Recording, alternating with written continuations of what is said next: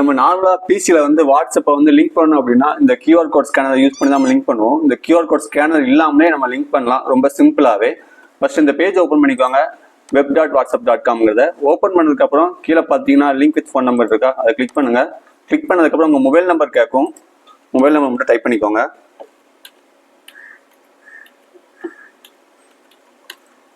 Type பண்ணதுக்கப்புறம் next கொடுங்க.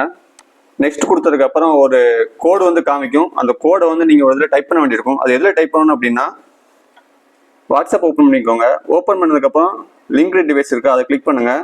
Linked device click பண்ணிவிட்டு ஓப்பன் பண்ணிங்கன்னா கியூஆர் கோட் ஸ்கேனர் பேஜ் மாதிரி ஒன்று வருங்க, அது ஓப்பன் ஆகும். அது கீழே பார்த்தீங்கன்னா லிங்க் வித் ஃபோன் நம்பர் இருக்கா, அதை கிளிக் பண்ணுங்கள். கிளிக் பண்ணதுக்கப்புறம் அந்த நம்பரை அப்படியே அதில் டைப் பண்ணுங்கள்.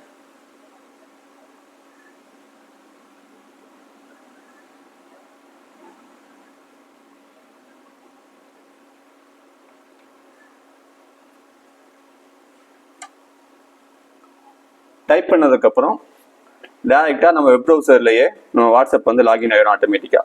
ஓகேவா? ஸோ நீங்கள் கியூஆர் கோட் எதுவுமே நீங்கள் யூஸ் பண்ண வேண்டாம். ரொம்ப சிம்பிளாக இப்படியே பண்ணிக்கலாம். ட்ரை பண்ணி பாருங்கள்.